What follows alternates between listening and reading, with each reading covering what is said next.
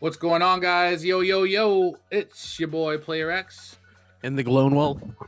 And we together are the Semi-Limited Podcast. Wah, wah, wah, wah. So, just before we start the episode, I just want to show some love to all you guys and everyone following the podcast.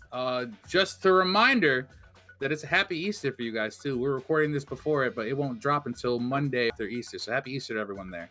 They call this a Terminator timeline in the podcasting world, just to let you know.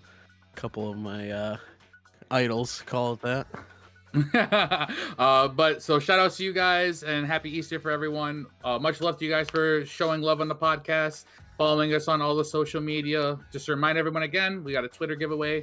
When we hit 50 followers, we will be giving out a secret prize bundle, maybe a play set of cards, could be a play mat, you never know. One might say follow to find out.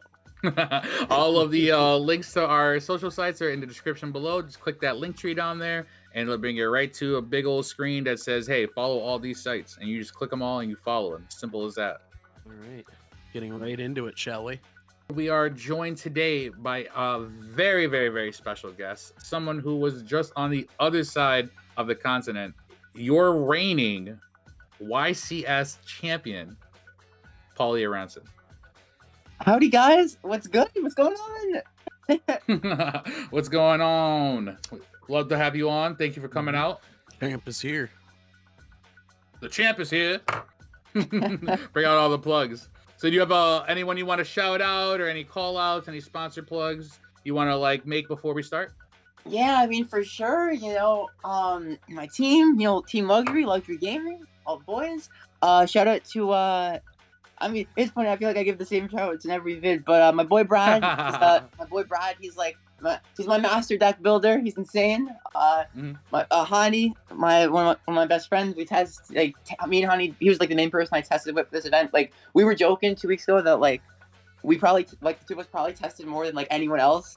And I don't know if that was true or not. Probably not, but we definitely tested a ton. And it shows at least.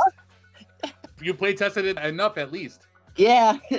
Let's see. Shout out to Sunday morning. I'll tell a story about this later on, but some of y'all probably already heard the story about the infamous water bottle. But shout out to all my friends who helped me fix that fiasco. All my friends who lent me cards, and yeah. We're definitely gonna get into the waterboarding you did over there. You were taking it out on your cards that day. Oh yes. Any other people you want to shout out or any plugs? I think. Yeah. No, that's it. Oh, shout out to my friend Tali. Yeah, shout out to my friend Tali. She helped contribute as well to the effort. Hey, there you go. Awesome. All right. Shout out to everybody just listening, man. Nope, it takes a village. Especially Hani. I never met Hani, but I hope to. Oh, for sure. Yeah, he seems like a great guy. Absolutely. So, getting into the interview, how do you feel now that you are officially amongst the greats who have won prestigious YCSs? I mean, it's awesome. I never thought I'd be a 2-time YCS champion. That's right. I never thought I'd be a 1-time YCS champion. Yeah, I feel that. It's pretty cool. I mean, I don't know. It's been really fun. It's been a really exciting week. Everybody's been saying congratulations and everything. It's been good. It's made me feel even more motivated for the next one. Kind of weird. I always said, if I got to get a second win, I'd feel content. I accomplished everything I could really want to accomplish, and I could quit. I would feel like I could quit the game and be happy with what I accomplished. But it's almost made me not want to quit. It's made me want to just keep going. Yeah. So kind of relit that pilot underneath you. Yeah. So does it feel different winning an IRL YCS as opposed to winning a remote YCS? Because those remote YCSs are a little bit different. Yeah, they're a little. Some of them have been a little bit smaller. So the one I won was I think 600 people compared to the 250th, which was I think 3,200. Uh-huh. I mean, the average YCS is around 1,000 to 1,200. So, about 1,000 to 15, yeah. Yeah, so it's remotes are on the smaller end, and this one was way off the other end in comparison. Off the Richter scale. But definitely both were amazing to win. It's when you win in that moment, it's super, super exciting. So both were similar in that way. Overall, it felt pretty similar. This one, people were oh, it must have felt insane, being there, being on stage, having everybody cheering for you at the end. But the thing is, the tournament went so long this weekend that by the time it ended, almost everyone had left the convention center. Yeah. So there wasn't really anyone there to cheer at. I had like a handful of close friends who were there, and it was awesome. It was awesome seeing them at the end. But in a way, I don't want to say the remote one was more exciting at the end. Just like having my phone in my hand and just seeing all the messages immediately. But they were both exciting in their own way. And as far as the gameplay, both, you know, even though the remotes are digital, and even though this one was bigger than average, they both still feel like a YCS. They're long. Oh, they're long. A lot of rounds. Yeah, and that's fun. They're fun.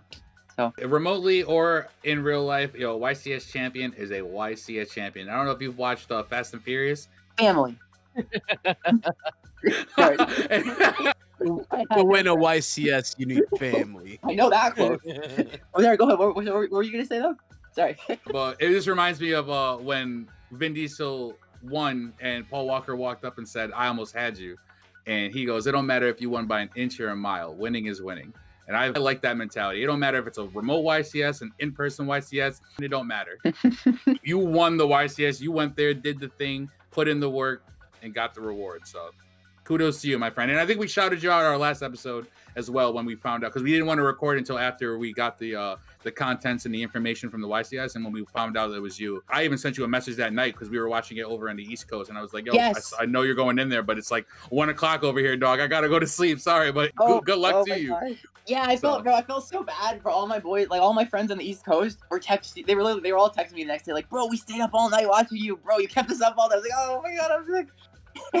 I stayed as late as I could, and then when I saw that you won, I definitely went to go check the replays just to like get that moment. You know what I'm saying? Just to feel like as if I was there, because all the East Coasters are we're pretty tightly knit.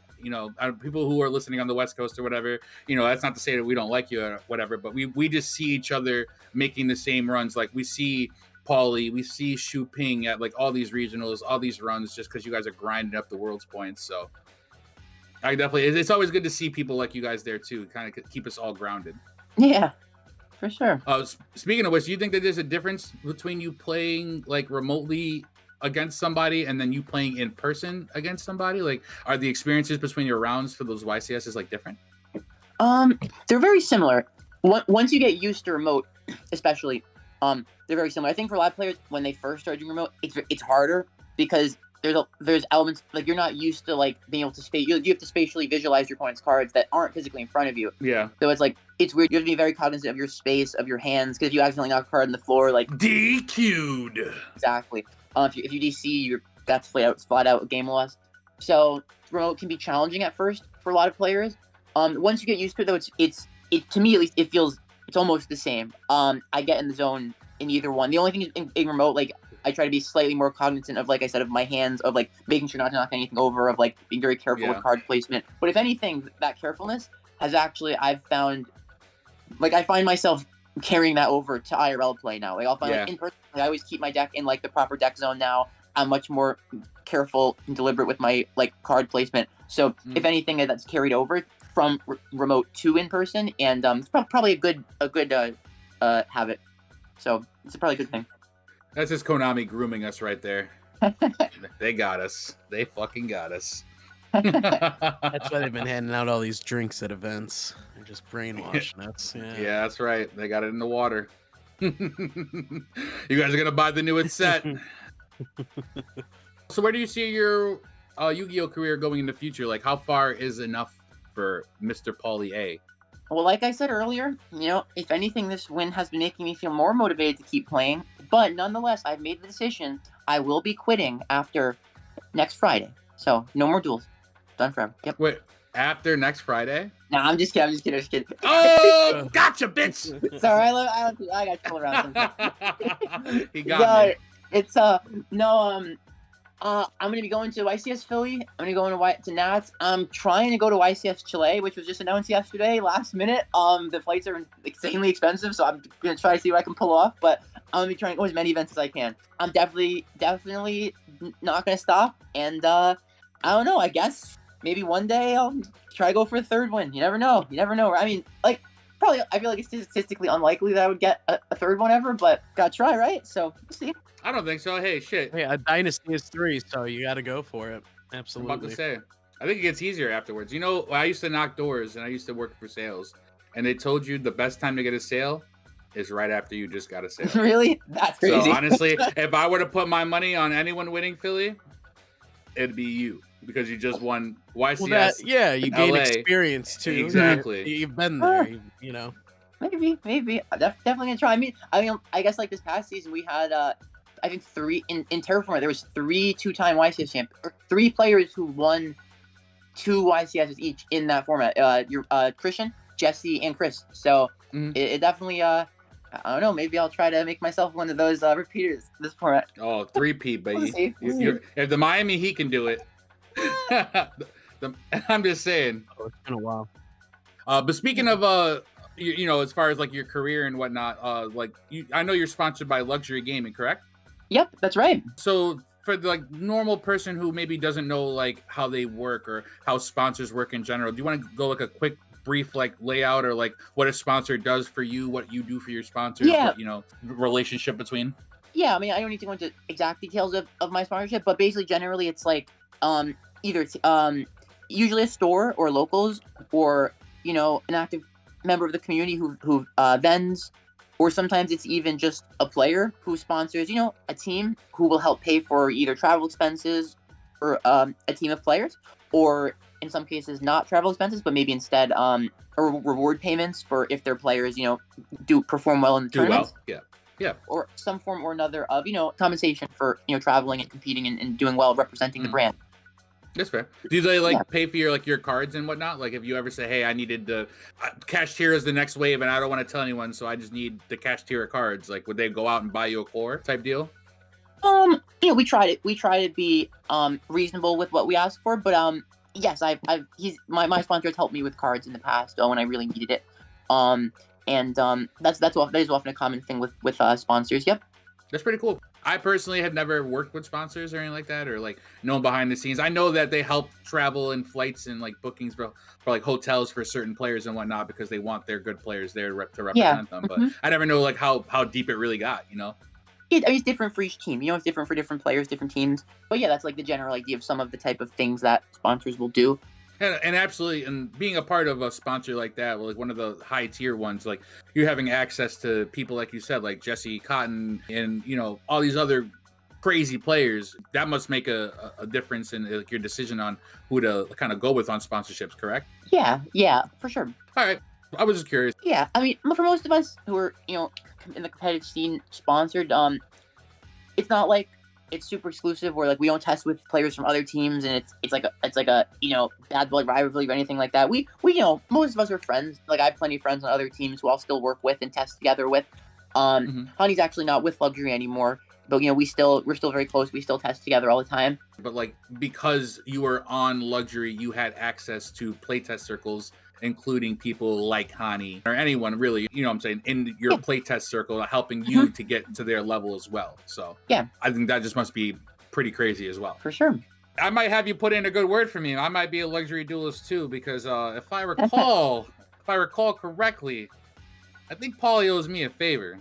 I was gonna bring. I think there's a favorite out there. Tell this story tonight, This story is getting told.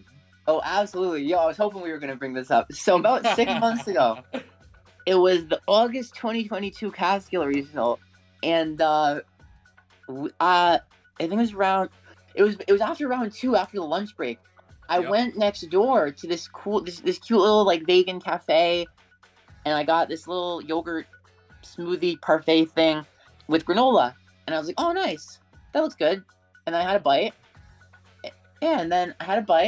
And then I was like, oh, it's an interesting texture. It feels a bit itchy. And then I had a second bite. And then I was like, oh, this feels like granola. This has nuts in it. I'm really allergic to those.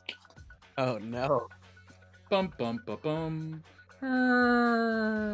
And then like within like 2 minutes, my like entire throat and like ears and like sinus system got like extremely scratchy and itchy and like swollen, and like I thought my throat was gonna close up, but it didn't quite, thank God.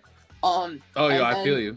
Yeah, and then I start then after like 20 minutes, then we had the stomach pain. That was crazy. Then I got like freaking I think I walked back to the shop where the tournament was being held because I was waiting for round 3 to go up. Yep. And like I just remember sitting down, like feeling like I was dying. Then I ended up playing round 3, or attempting to play round 3, and midway, like I tried. And, like midway through the match, I literally like I started getting nauseous, and then halfway through the round, I literally had to scoop mid game, and I didn't even I literally waited till like the last second. When I finally scooped, I didn't even have time to like pack my cards up and put them in the deck box. No, you did not, my friend. I tried to like shove them in the. I gave up. Yo, I fucking dropped that shit and ran. I dipped. I was like, I ran out the door, got to the sidewalk, looked around for a garbage pail. The only garbage, it was like they had those garbage pails. It was covered too. It was a sealed garbage can. Covered garbage can. Nah. And then I tried to I think that was right where you came over or someone came over and was like, because someone could see me like I was looking around for somewhere to vomit. Yeah. And then someone was like, yo, there's pizza boxes on the floor, yo. And I was like, oh shit. So I grabbed the pizza box, and in that moment I no longer had like the mental capacity to physically open the pizza box. It was just right on top. I just threw up on top of the pizza box on the sidewalk in my hand. 15 minutes or it's free, all right? And then, yo.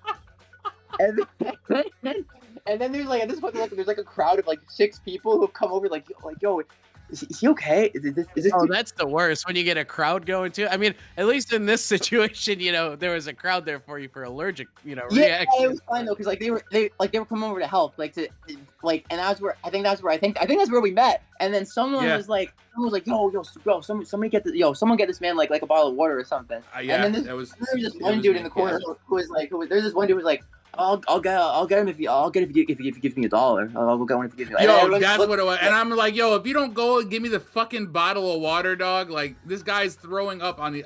What is wrong with you? That shit was crazy. I was like, damn. Yo, shut the fuck up. He saw opportunity where opportunity arose. You guys saw it. Supply was low and demand was high. You guys saw it. 50 cents, but my time is valuable, so I need $1. I was about to pull out $1, but I was so that happened. And then I think throughout the remainder of the afternoon, I think I threw up like 3 more times, and ended up getting hives all over my body. Where when you get a mosquito bite, you can't stop scratching it, and the more you scratch it, the itchier it gets. I had that on my entire body.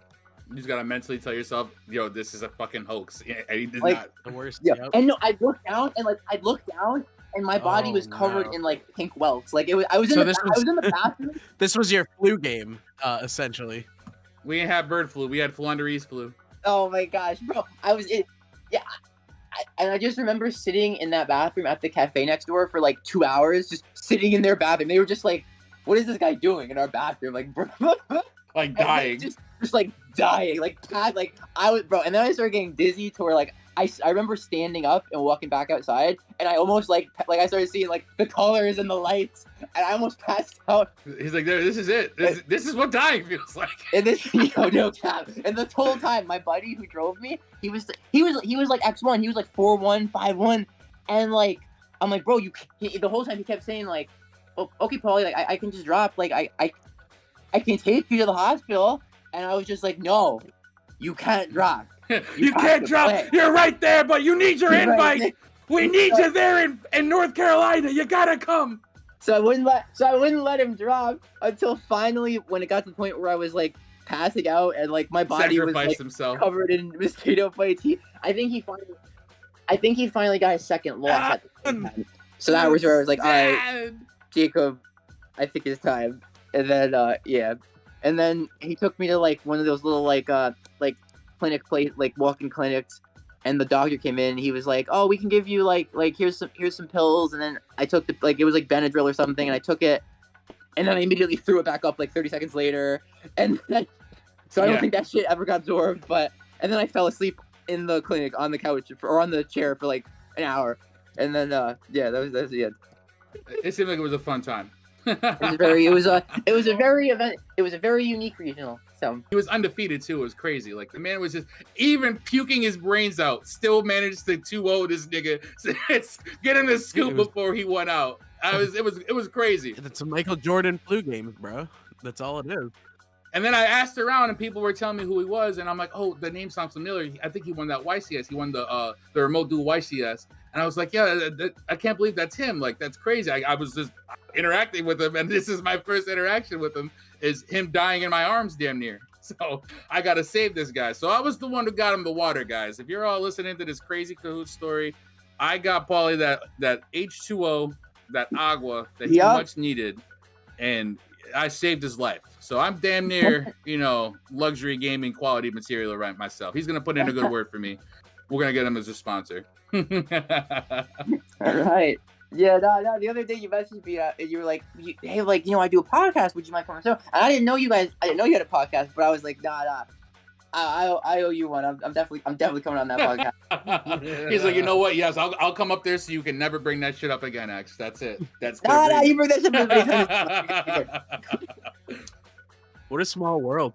What a small world. Exactly. Crazy. You never know when you need a hero call. It's funny because when I went to go message him, congrats, hopefully, good luck. Hope you do well in the finals. I gotta, pass out. I scrolled up a little bit farther, and I messaged him again that day after finding out who he was. I had to ask people and just to make sure that he got home okay. He got the medical attention he needed, and that he was straight. I felt a part of that situation. I don't know if you felt it, but we were bonded at that point in time. He was in my arms, and I was just the caretaker, and I was just, all right, we got to get this man some help. Dude, you ever had someone dying in the war movies when they're dying in your arms? They're like, help! We need a medic! You're just like, that's literally me. Damn! You're just grabbing it get out this of man some milk! He needs it! He needs some milk! Yo, I love that. Yo, no count. I love that meme. Like, you need some milk. But that was fun. I mean, it was fun to look back upon. It probably wasn't fun at the time. But no, it was memories, Oh, it's bonding, It's friendship for life. Speaking of all these players, though, who would you consider part of your playtesting group? I can see you're out there doing these worlds runs. Who do you playtest with closely that you can say you can consider in your test group? So, like I said, my boy Brad Sear, he's from here in Connecticut. So he's only ever played in one YCS. He doesn't play much, but he's he grinds online a ton. He's insane. He's like an underground rapper. Nice. Yeah, he's you're the mainstream, you're Drake in it, and he's just I don't know. He's over here like Hobson down in the fucking underground. But yeah, when we test, I mean, I feel it's very productive because we're both we can move quickly and pick things up fast and get a lot done, and we'll have long sessions where we'll test, and it's really good. And he's a great mind for the game. He's really good at coming up with new decks and new combos. He helped he found the base deck that we won the YCS with. It was originally created by Gabriel Netz from Team Disciples, but my friend Brad, he's always online, he's always on DB. He saw Gabe Netz playing with it online, and then some other people, there were a bunch of people watching, and Gabe's one who created the deck, and that following week there were a lot of people trying it out online. I remember playing in an online tournament the week before the remote YCS, and almost every match was a base mirror. But then when the remote YCS actually came, there were very few people, I guess, in the broader community who had picked up on it. So I didn't end up facing any mirrors in the actual event, except for I think one against Raph Nevins in Swiss. But yeah, the base deck. So that week while we were testing it, a lot of people were testing it. Brad, he changed it up, and I think we were the first ones to play it with the Punk engine, which at the time didn't have Deer Note because Deer Note wasn't out yet. But we just added the Punk as a 1-card Hulk, and just a way to get a +1. With Telly to get 2 extenders off 1 card. It was just a good old days. Good old days. It was just a good extension engine. And so you to blame for that pain of a time. Oh yeah. Yes. So you fucked up Hulk for us. Yes. So you guys. These Connecticut ass motherfuckers is what's doing it. They fucked it all up. Yeah, and then so Brad came up with that build. I think we both came up with the idea to put the crossouts in, and then that was what we won. What I won the remote YCS with. So yeah, Brad's insane. He's a great deck builder, and Honey's my other one of my main people I test with. He's like always down to play. Honey's an amazing player. And yeah, we play a lot. And then like aside from that, like I'll just like hit people up here and there, like if I want to play. Like I know people who are like I know who I'm always down to test with, like whoever I know has been like testing a lot in the format. Like even if it's like someone who's like not a name player, like I'm always down to play. If like I know you've been like putting time in the current format, regardless of who you are, like I'm down to play. Like sometimes I'll see a player playing like a cool deck that like no one's really playing, and it could be just like a random person on DB. I'll be like, hey, you trying to play? Because like that's a cool deck. I want to see that. And yeah, so I like to get as much experience, as much variety as I can, and yeah. Are you open to like play testing with like other people? Are you like more of like an IRL play tester, like a DB, EDO, Omega? Mainly online, DB, almost entirely on DB. Okay. Yeah. So you're a DB grinder of sorts. Yeah, me and Chris sometimes will like remote duel with each other, actually, like for testing, which is like not a common thing. But he's not a fan of. It's funny. It's interesting how some players like really don't like DB. Chris, because Chris is amazing, 5-time YCS champion. He almost never plays DB. He doesn't like it. He likes hands-on, whether either in person or on remote. I'm the same way. So, I agree. Yeah. Are you a person who encourages other people to play test with you? Like, so if someone, like, let's say they just heard that you won the YCS, they just started, they're like, all right, if they reach out to you, I'm like, hey, I want to, play test on DB, yada, yada. Are you like more open to like play testing with them? Or you're like, you got to have a certain ranking before you kind of come up and play, like before I like have my mindset to play test with you? It's not really about ranking, but I do like, I tend to get so many people asking me to play a lot of times. It's like, I can't play with everyone. So sometimes I'll try like locals friends I'll try to play with sometimes if they want to play. But usually like I said, I am somewhat selective of who I want to test with. Like if someone wants to just sit down and play a match or two for fun, I'll do that sometimes. But like for myself, when I want to get testing time in, I'll like I said, I'll usually hit up people who I know have like currently been putting time in the current format. So you're saying there's a chance. Even if you're like an insane name player, right? Like a really well-known player, but like they haven't been playing in the current format as much. Like I'd rather play with a lesser-known player who I know has been really putting time in. Been in the trenches. Yeah. I feel you. I'm the same way. Although I also like to help sometimes like returning players. Like if there's like a well-known player who's like really trying to get back into it, like who I'd be like, oh, I'd love to see that person like do well again. That'd be awesome. Yeah, it was good to see Pat Hoban. Pat Hoban was in top exactly too. Like a person like Hoban, yeah, or like even a locals friend who's like trying to get back into the game. It's like I want to help you. Like I'll do stuff like that sometimes. How often do you go to locals? I don't go to locals much. I don't go to maybe I think last year. Really? I only made maybe a couple times last year. Maybe a couple times last year. I think like 4.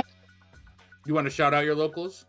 Like you have a store to go to? Imperial Gaming in Connecticut is like insane. That's crazy. I didn't know that they were stationed in Connecticut. Yeah. Well, there's also Imperial Gaming in Wisconsin, but the one it's unrelated. No, the Imperial Gaming in Connecticut is the one I go to. I was actually there last night for the first time in a couple months, and it was fun. I got to see everybody again. Yeah, Imperial Gaming. In Connecticut, check them out. Also, my local locals, which is like right nearby where I live, is Fire and Dice Gaming in Connecticut, and they're cool too. I've known him; he's a good guy, the owner. I've known him for a long time. Yeah. Is there any particular reason you don't go to locals? Like, you just don't have time of the day? You just don't like making the drive? Don't have the time commitment? Yeah. So I don't. I don't drive, so I'll only go if I can. And that Imperial's about an hour away, so I'll only go if I can. Okay, if I can find something. But the nearby one I can get rides to more easily, but it's very casual. There's not really that many competitive players there, so So you're not bringing Cash Tira, max yeah, power? like I don't I tend not to enjoy playing like less competitively as much. Because it's not fun when you're playing like an insane deck and they're playing like a rogue deck. Yeah, so like, and also just if I'm gonna put my time playing the game toward like I'd rather put it toward test it and just overall online is just to me even a competitive locals is decent testing, but I feel like online is still better testing than even a good locals. The bigger the net. Yeah, no, I hear you. Yeah. If you use like the resources that Dueling Book puts at your disposal, like if you use them effectively, it's the best testing you can get. It's funny. We have a discussion at least once a week with our group chats about how bad our locals is. But it's not. But it's not. But it's not because that they are bad. It's just because they play bad decks. So like when we're playtesting for like, because I don't know if you remember how it is to be back in them trenches when you ain't got big old fancy names there to playtest with. When you're at a local level, you just kind of we consider ourselves a bunch of regional warriors. Like we made like a couple of our guys, Ryan App, Dan Vrabel, Ian Fitzpatrick. They've all topped regionals before, but that's really kind of the most we've got. I think someone's gotten pretty far in the YCS top cut. Eric Christensen actually is in our locals, but he's from Florida. We now claim. Yeah, we claim him now. Yeah, we got him now, Florida. He's a Syracusean now, motherfucker. Eric Christensen lives in Syracuse? Yeah. He's in Syracuse. He's in Syracuse with us. So like when we're losing, it's usually to him. So. Oh, and who was the other person you said? Oh, and Dan Vrabel, Ryan App, Ian Fitzpatrick won a regional before. We played with Matt Pelletier, V Lee. Yeah, he's from. I think he's from Cali though. He's bougie as fuck. Shout out to V. Yeah. Oh, Scott too. Yeah, Scott too. But we got a couple of notable names. So like when we go to locals, we try to use locals as like a practice for like bigger events like regionals and YCSs and whatnot. But when we come to find out. Well, our locals is just round one at a regional, if that makes sense. It's just so much rogue everywhere. Like you don't even know, like you can't account for like if I'm trying to practice, you got to play against good people. Nah, fuck you, Dylan. Nah, you nigga, you one of them. I got to draw with you in Swiss every time. Hey, good, dude. I don't know what to tell you. I get store credit every time I walk in a place, so I don't know. Shut the fuck up, Dylan. Yeah, because you play One Piece, motherfucker. What are you talking about? This guy. Well, like I understand what you're talking about. Like it's even if you go to locals, even a competitive locals isn't the same as playing a competitive mind online. You know what I'm saying? Like someone who knows the game and like can teach you something instead of you going and being the biggest fish in a small pond. Way better. Yeah. It's like working out with your buddies and then working out with a professional trainer. Yeah, exactly. Like being the best of your buddies too. Like being already cut, going to the gym with your buddies, fooling around. Versus being with a trainer, actually knowing how to target and gain like muscles and bulk up and shit like that. So I get it. I mean, it's shocking. Don't get me wrong, but I guess the quality of the practice matters as well. So. Oh yeah, 100%. What made you think that cashier was the best call for the YCS? So I spent a lot of time testing like different like as many different decks as I could. The couple weeks leading up to the event. Trying to find something other than Kashtira that like seemed better. You couldn't really find anything. Like, yeah. There was one deck we finally found at the end that I think was really good, which was the Tri-Brigade Sprite deck, which Hani ended up playing. Him and Kamal built it, and I helped them test it initially. And they ended up playing it at their events. Kamal ended up getting top cut. Yeah, he did. And Haisam also played it, and he ended up getting top 8. Shout out to him too. I think we watched that match. That was a really, really stylish match. He styled on him for sure. That deck was really good. And yeah, so like that was almost the deck I wanted. I actually brought that deck. I found someone to borrow the deck from, and I brought that deck with me to the event. But I ended up making the decision like I just didn't have enough play time with it. And I always say like you should always play the deck that you have the most experience with, that you know the best. Within reason of like, as long as it's like a tier 1 or 2 deck, you should play the deck that you know the best. And like, I'm sure if I played that other deck, I would have been nowhere near as well. And Cash I've been playing Cash since before Vegas, and I just know the technical play with it really well. And yeah. No, word. I agree 100%. And I think it was one. It's still like I think Sprite and Cash are still the 2 best decks. It's not the best deck by a huge margin. It's just like. Because of the nature of like the deck, of the fact that like if the other deck doesn't see non-engine, like you can't like every deck pretty much engine for engine loses to the lock, and also the fact that like Diablos like kind of Diablos itself kind of gatekeeps all the combo decks in the format, because like most combo decks like that require like engine requirements like one-ofs that you need for your combo, like you run the risk of them some games they're just gonna get banished from your deck by Diablos, and also the fact that like Diablos warps like extra deck building because like you have to play 2 of a lot of your shit like. Just Diablos warps the format so much that it kind of gatekeeps a lot of the combo decks. So that's another big part of why like hard combo decks aren't really seeing play right now. No, I agree. It's the same reason I play against my boy Devon. Shout out to Devon. This is Dragon Link ass, but he plays Dragon Link, and let me tell you, ripping out a Striker Dragon is probably the best feeling I got, or a Boral End or some shit like that. Like Oh my gosh. So have you been playing Kashtira like for a while, or you kind of were just like, all right, well, this is the best deck, so let me pick it up and learn it? I'm the type of player where if I pick up a deck, I will have picked up a deck at the core, like when it comes out in the core set, but I also look at the OCG for like the future support. So I'll take an example of Flundereeze. When Flundereeze was announced, not everybody was kind of like flocking to it, but I also looked at the OCG because they get cards 6 to 8 months ahead of us, and I know that they have the quick play, like Advent, whatever it was. They've got Avidly matched. Shout out to Beltoni. So I just knew that the deck was going to eventually be good. So I started playing the deck, even though it was bad without it, when it was losing the Imperm, losing the Veiler, losing the Drone Lockbird. And I was like, all right, well, you know what I'm saying? So I keep playing it, and then knowing that I'm learning these small interactions now. Yeah. So that way, when I get the new cards, it's just a seamless put it in type deal. So have you been playing it for that long? I mean, that's a valuable like strategy kind of, because like, I mean, you're almost making the trade-off of like not doing well at the events before the support comes out in order to do better once the support does come out, which is like not a terrible trade-off.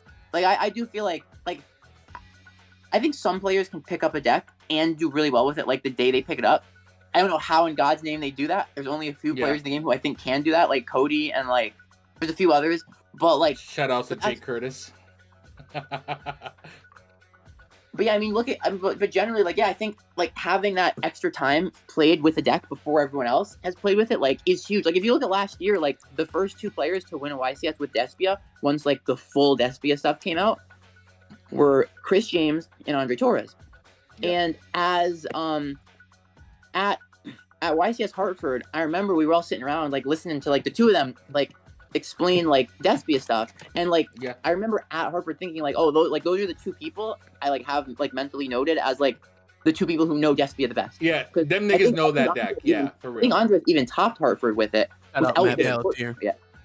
So that was insane. And then like so like it's crazy that the 2 people who I like remember mentally noting like those are the 2 like people who like know that deck the best, like were then the first 2 people to win YCSs once the support did come out. So like just like you said, like having the extra play time with the deck, like to get ready for when the support does come out, can be huge. Like I thought that was really cool when they both.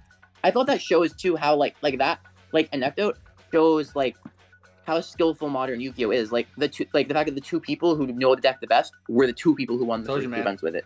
I'll be over here. I'll be knowing some things, man. Great when you see a correlation between skill and success. And I love that like that showed that. For real, when you see me losing with the deck on core value at a regional, just know that I'm over there biding my time, nigga. I'm about to come back with the swiftness when that new support comes out. It's the same thing. Like I did the same thing with Kashtira. I've been playing Kashtira since Dabble when it first came out. I got my Fenriers for like fucking $8. Or no, I paid 35s for my Fenrir, and I got my unicorns for like $8 for the playset because no one cared about them. And I got my Shangri-Las, and I got all my fucking. I Ben had my Ascended Thunders. I Ben had my Instant Contacts. I even went out and got a goddamn Elemental Hero Neos, Air Neos for my extra deck, just so I can Instant Contact around the Wind Barrier statue. I went all out for it. So I can understand people who are going crazy in their early stages, because when they get that support, Brandon's another deck. When that next set comes out, Cyberstorm Access, oh boy, that deck is making more and more plays. It's leveling up. But what is your deck building like? Does it change when you go to like little things like regionals compared to like when you go to YCSs? Is there like a different mentality that you take as far as your deck building process for those kind of like things, or is it all kind of unanimous? I definitely put more time into like finalizing my final deck list for a YCS. At regionals, like if I have a deck list that I've been liking, like I'll just go with it instead of like over double checking to make sure like every card's perfect.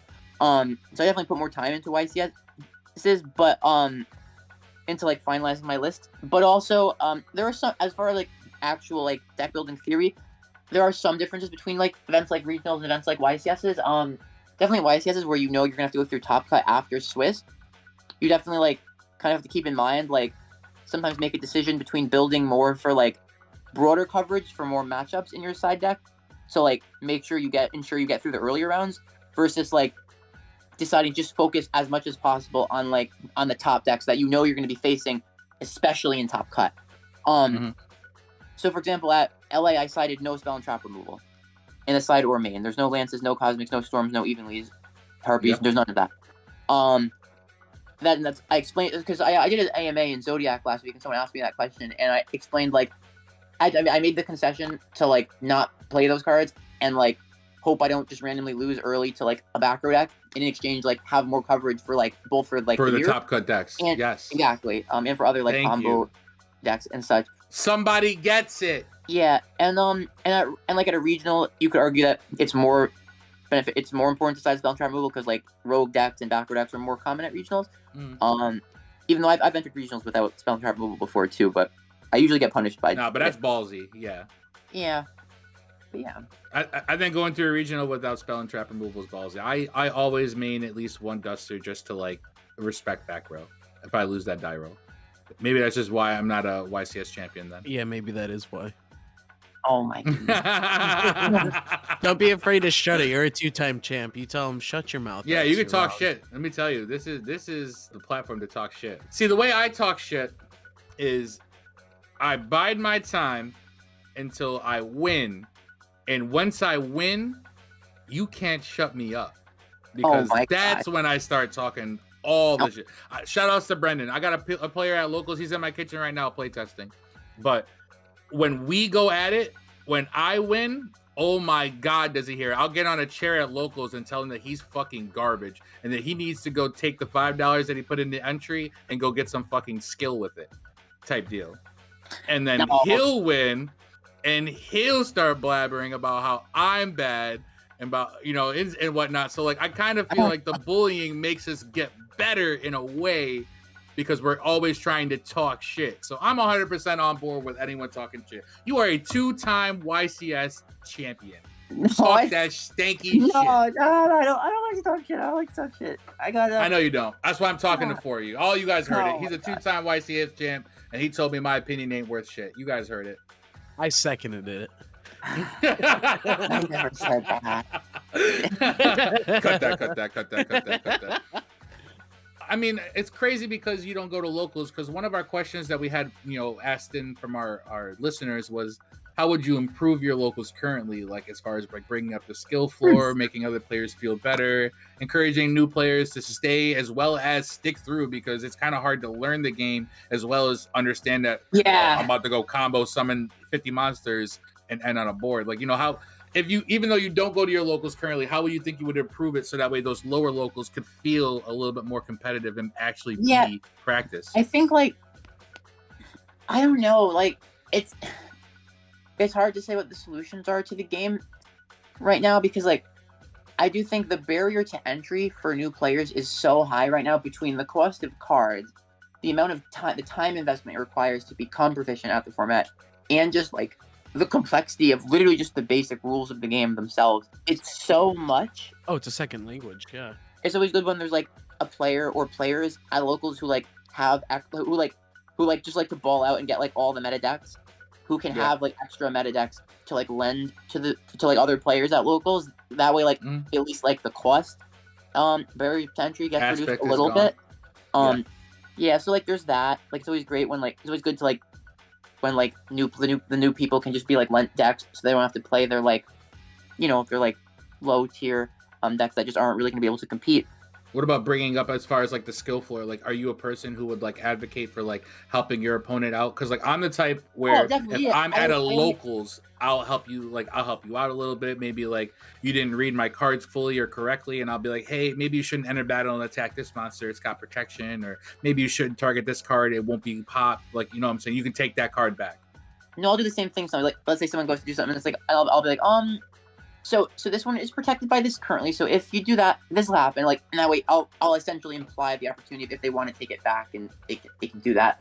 I will do that. And also, like, after a match is over, I'll always, well, not always, but like I'll oftentimes, including at regionals or even YCS, after the match is over, I'll try to like just give my opponent some advice if I saw something that like they did that was like definitively a misplay. They could have done better. Yeah. Better.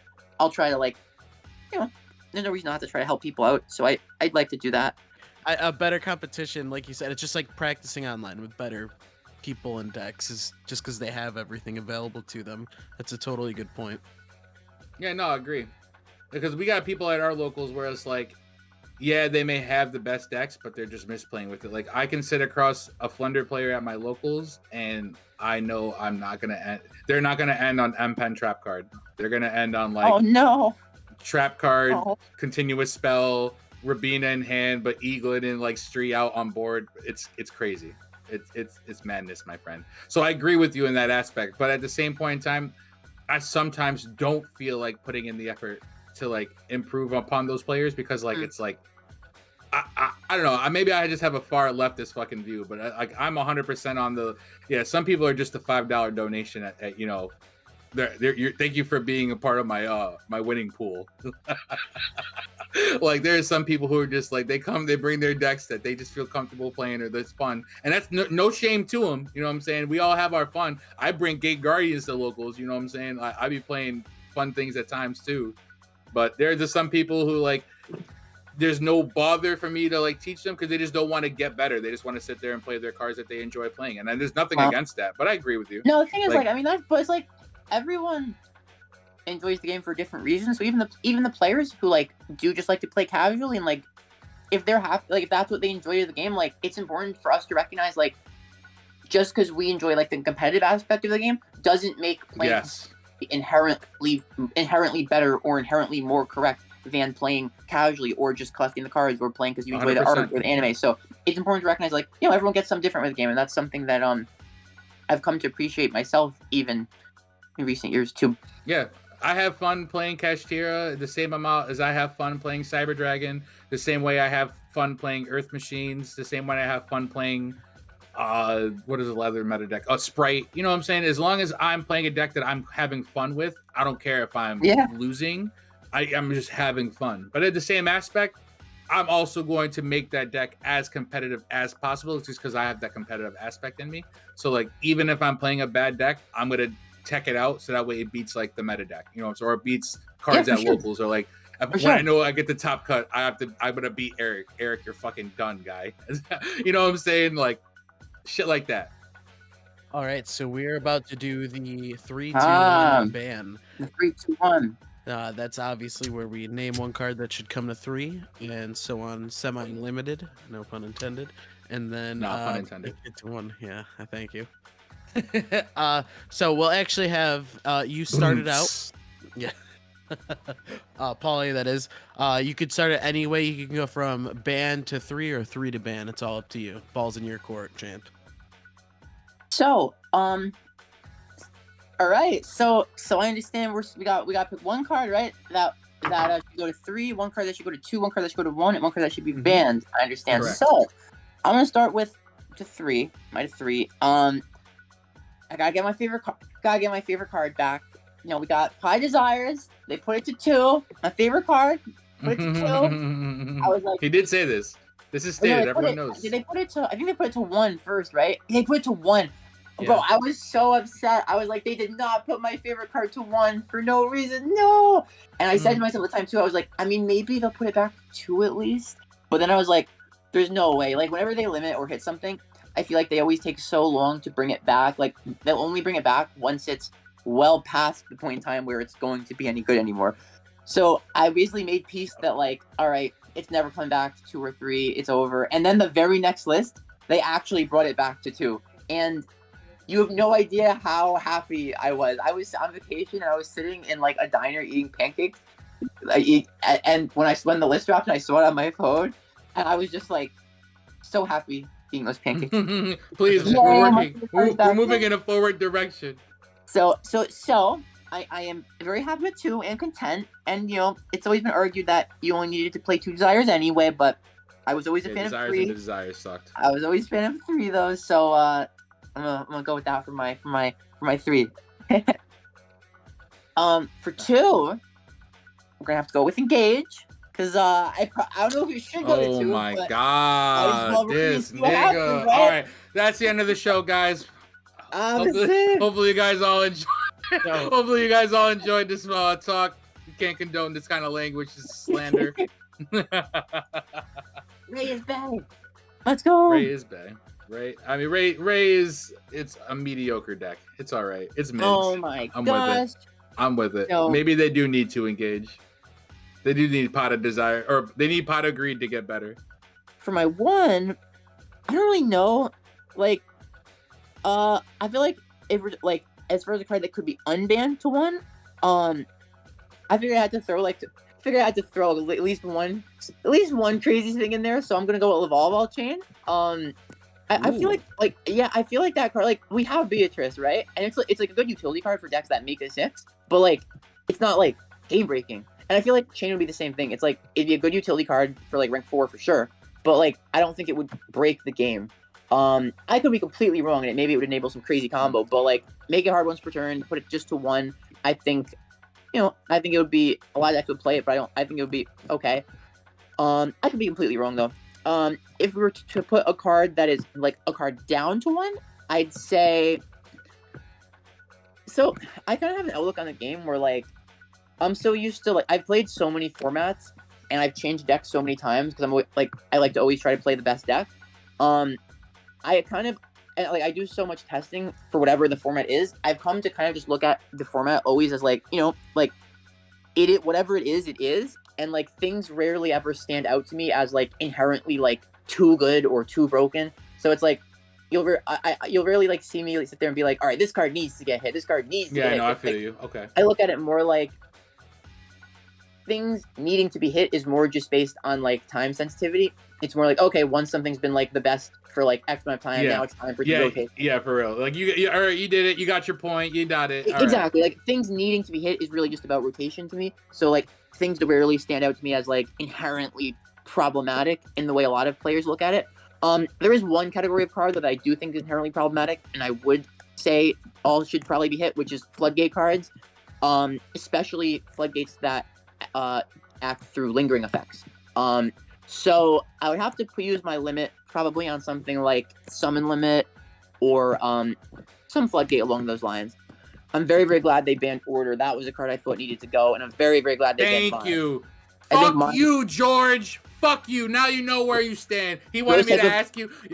I'm sorry. I don't mean to cut you off. George wanted me to ask you on our brother podcast, Heart of the Podcast. I'll be sure to introduce you guys. But George and his dumbass said, "Ask Paulie if you should think Order should come back to 1." And I'm like, I'm not asking him this dumb question, George. I'm sick. I would have gotten super tilted at that question. Oh, yeah, see, exactly. Fuck you, George. Exactly. Your opinion means nothing. What are you talking about? Yeah, that's the one category of card that I absolutely think should not exist. I was extremely happy when they banned Mine. I was like, that 100% needed to happen. That was one of the few cards that, like I said, it's rare for me to really feel a card is too problematic where it needs to be hit. Mine was 1000% one of those cards.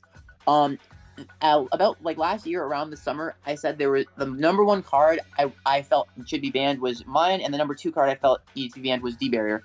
One of those 2 cards is gone. One is not, so that's what I'm gonna go with for my ban. I would say Barrier.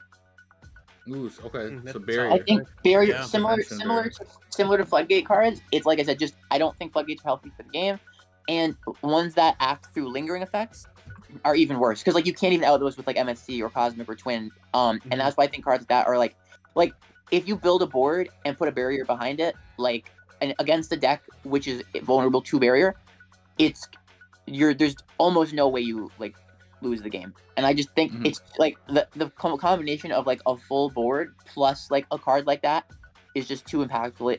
It's like going first already is generally an advantage in the game generally. I think like cards like that make going first even more powerful just shouldn't really be legal. So that's what I'd go with for my ban would be Barrier.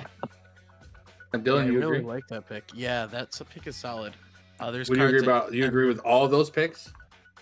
So a little bit before the podcast started, Xavier was telling me, "Oh, your picks are garbage. Oh, your picks are fucking trash." They are fucking garbage. Let's just go to my list. This motherfucker wanted Snow to 1. All right.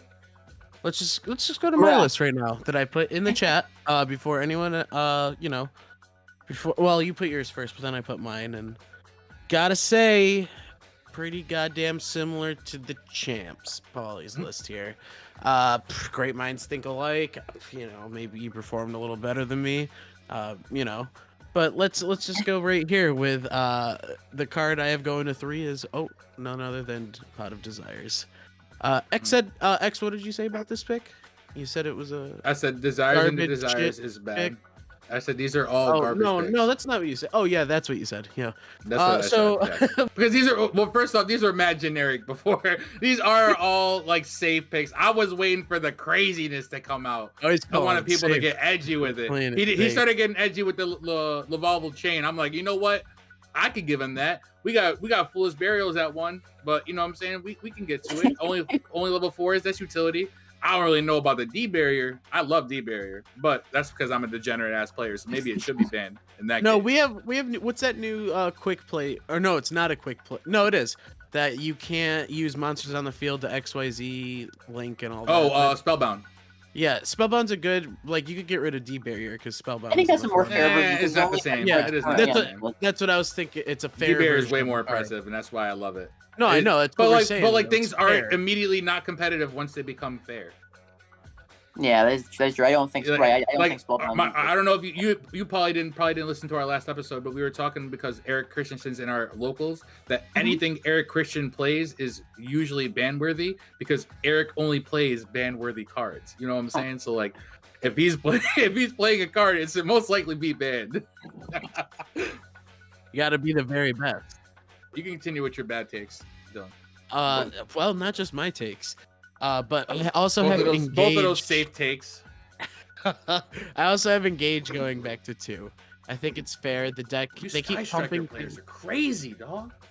They're pumping enough support into the deck. It'd be cool to see it get, its little more draw power and all that. Insane. Where I'm going a little bit off. This is the craziness. This is where it gets a little wild. To 1, I have Dryden coming back. I think Dryden can come back to 1. XYZ. I like that. I like that. I like that pick. Yo, that's better than my 1 pick. Hey, that's a spicy pick. That's a spicy meatball.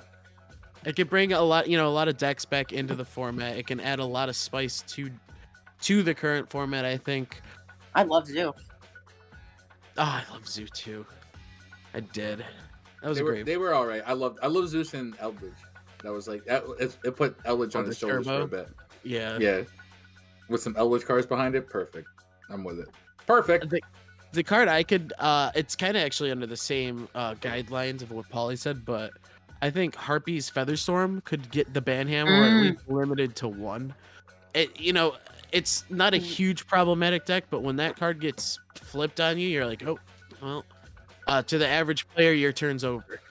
It's crazy because when I said barrier, after I was finished talking about barrier, I was trying to recall. I was gonna say, like, I know there's another trap, that floodgate trap that acts through a lingering effect, just like barrier, and I was gonna bring up how there's 2 in the game currently, and I couldn't remember what the second one is, and it's Storm. You literally just reminded that would literally be probably my other pick alongside barrier. Flu ain't dead. The great minds think alike. Yo, Dylan's list is crazy. This is crazy. Yeah, I think... First off, Dylan, you don't even fucking play. Oh my god. Doesn't Dylan's matter. crazy. Dylan's insane. No, you heard it. You heard it here, folks. Don't you validate this motherfucker? That was semi-live right there. Nah, don't you swell his head up. I gotta go and deal with him afterwards. And then the next 3 episodes is, I have the same opinions as Paulie. Everything is the same. But yeah, I just think, for win decks, especially, it's a win deck card, but if that gets flipped on you, like back when I was playing heavy, that card got flipped on me at kitchen. We call it, where Xavier has the gang practice, kitchen locals. Oh. And that card got flipped on me a few times, and it's just all right. Like pretty much, let's go to the next game, or your turn's over that turn. Hopefully you can live. Yeah. Hopefully you didn't need to use monster effects. Hopefully you're setting 4 passing, guy. Yeah. But I can agree with those. I mean, those ones, Dryden I like, and Harpy's Featherstorm, like, it is an impressive card. I can get that. But Engage it 2, fuck Striker, who cares? And Desires, I hated doing Desires into Desires anyway. If you want to play the 3rd Desires, I never really have a grudge against it, but like, whatever, it's at 2. I'm fine with it. Playing 2 is fine. I'm usually cool with playing cards at 2 anyway, personally. But if I had to pick my 3-2-1 ban, would be, what was it? Coming to 3, I got Monster Reborn, because these are all spicy ass fucking picks. I had a conversation with shout out to Tyler Cohen, and we were talking about how Monster Reborn could potentially come back to 3 with almost maybe 0 change to. Yeah, that'd be a good one. Yeah, but like it's very slim, kind of like how Change of Heart is. It might see some side deck play or something like that, but only combo decks are using it, and there are too many mid-range decks that can stun out or disrupt or out grind most combo decks now. So, even with 3 Monster Reborns, I don't think it's doing anything. I don't think that's even a really good card in most combo decks. Like, I don't think that card would see play at all. Yeah, exactly. Like, it's just an extender. Like, and it, although it targets from both graveyards, that's what like the big argument was. Like, yeah, it takes from your opponent's graveyard as well, and it's not once per turn. I don't really see people play, like, people aren't playing those extenders now. Usually, if an archetype doesn't have an in-archetype extender, it's not being played in the meta currently anyway. Exactly. So, so Monster Reborn can come back to 3, spice number 1. All right, next spice, going to 2. And I mean going up to 2, not down to 2. I want my boy Called By back at 2. Called By the Grave can come back to 2. Let's creep that bitch back over to 3. Sounds like you've been playing a lot of Master Duel a little bit too much. Have to disagree with you on that one. I'm not a fan of Call. I think so. I think hand traps serve a really important function in the modern game because of how combo based the game is and how like a lot of decks can just make an unbreakable board turn 1 if you let them go off. Hand traps really just like they serve a very crucial function, and I think cards that negate hand traps I don't think should be legal. When Call By was first announced a couple years ago, I was very, very upset about the card. That was the Call By was the card release that I was the most upset about in the last 10 years. I could see that. Yeah. Unironically. Now we're getting into it. That was I think like a combo deck being able to just do its stuff and just negate the only thing that has the potential to stop it is just very unfair. All you gotta do is chain Lancia. Yeah, have a second hand trap. That's always the answer, right? Then they chained the second Called By. If I'm not mistaken, Called By came out and then even Red Reboot hit like the next set after, didn't it? A couple things have changed that make Called By not as uniquely powerful. Like now we have Tactics, right? Now we have Crossout. There's already other cards that can deal with hand traps, and like also like there's hand traps that can't be called by like Nib and Infirm. So like it's not as crazy as it used to be. Now I'd probably possibly be okay with it going to 2. The other big change, which I've been noticing in the past like year to 2, I would say, I think Konami also recognized like the oppressiveness of like the ability of combo decks to just make an unbreakable board turn 1, and I think they've intentionally been designing archetypes with less omni negates. Because if you notice, decks more disruption. Right. If you notice, decks like Despia and Cash are like good decks, but like they don't have any. They have no in-engine omni negates. So like they're very beatable with like board breakers. So now it's like hand traps no longer are like the only way to win. Now like sometimes just a combination of board breakers or even just sometimes one board breaker is enough to be able to like play going second. And a lot more games now in mirrors of those decks end up going to grind games versus like a lot older combo decks where it was just funny. Like I said the same thing. That's why my argument for Called By was most people would switch off of hand traps, and then now you can play things like board breakers, kaijus, interrupted kaiju slumbers, Dark Ruler no more in place. Yeah, so I think now with the way that archetypes are being designed, I do think because there's less omni gates now and the games are just inherently more interactive, I do think you could probably like Call By could probably go up without it being too much of an issue. So I could be on board. I could get on board with that. Yeah. I also think that Konami is deliberately putting cards into the game. Even like last ban list, they did something like they put Dimensional Fissure at 3 and they put Macrocosmo to 3. And they've been doing a lot more of the banishing of the graveyard, especially with like around tier format. So like in my eyes, Call By really isn't like the worst of your problems. Yeah. I will say I'm not a fan of background if you're going to 3 because, like I said, I'm not a fan of floodgate cards like that. I didn't like that change, but aside from that, I do recall I probably could start going up now. So my one pick, card going to 1. First off, free my nigga Elf. We know what the deal is. Yeah, I need to bring my boy back. Bring back Tier Elements Elf. He ain't do shit.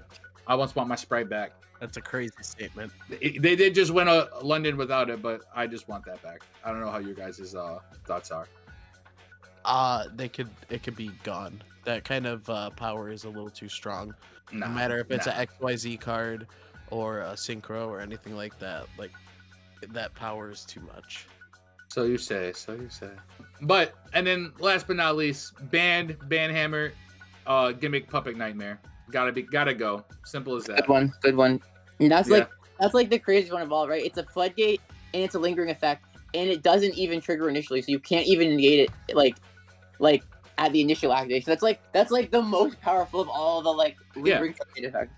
As you were talking earlier, a lot of the cards that are on the ban list are either cards that A, send cards from the deck to the graveyard, or B, tutor cards from the deck to the field, or C, are floodgates, or oppress your opponent, or tell them they're not doing something. So I agree, that shit needs to go. It's a weird lock that only branded players can have access to, and is not even counterable unless you have like a fucking cross out with your expulsion. I could agree with that. You put me on to the light of that last podcast. So you put your reasoning out there pretty solid. I could agree with that. There we go. And this guy agrees with me too, so you know it's right. Oh, I got a great opinion. Paulie agrees with me. I sound like Dylan. Jeez. All right, so Paulie, a couple more questions before we get you out of here. Do you have a favorite format for us for a quick? Is there like a format that you kind of gravitate to when you're online? It's tough to say. Like there were so many that I liked. I'm actually not a fan of playing retro formats. I feel like it almost ruins the nostalgia, at least for me personally, to go back and play formats. So I'd rather leave the memories, untouched. But there were so many formats that I enjoyed. Zoo format, Necros format. God, like literally all of them. Like I love like one deck, like tier 0 or like one deck formats. The Electromite format, Spiral format, like Goki format. I loved Striker too. I loved Striker. Freaking all of them. I think but probably I might have to say for my favorite, I might have to say Terra format. I think Terra format was probably Tier 01. No, Paulie, no. I think Terra was probably the most skillful format we've ever had. I think that this Terramir was probably the most. I had fun. The most skillful match in Yu-Gi-Oh. So I think I'm gonna go with Terra. Back when was it Spiral was tier 0, I really wasn't super into Yu-Gi-Oh enough to purchase all of those cards. Like just getting into it. Like I think around that time I was just getting my like the third Ash Blossom. So like that's where I was at. But so this was like my first like I'm all in. I'm a little bit more experienced. Still the average player, but I can play tier. And I have to say that tier 0 formats are definitely becoming my favorite as well. It just feels more fun. It's not even like what Brendan was saying, like how you just don't have to prepare for it. You just prepare for the mirror. But it's just the interactions going back and forth between the two. Yep. 100%. It was just such a skillful. It was just such a good game. Xavier hated it, but I did hate it. It was a very, very loneful time. Well, just because I vowed to not play the meta, to be a rogue warrior, and so when I find myself playing meta like this format and a couple other formats when I played Sprite, like I feel like I kind of do an injustice to my rogue warrior heart. But that's just me thinking about it from a loser's point of view, a rogue player's point of view, a tier 2 and lower point of view. The losers. Yeah. But so would you say that tier is your favorite deck, or do you have a favorite? Because we know your favorite card is Desires, obviously. Yeah, that card. Favorite deck's a tough one. Similar to the last question, it's like I don't know. Probably Terra. I'll go with Terra. And favorite card Desires. Unfortunately, I can't play this together, but this man wants all T Desires in his tier deck. That's it.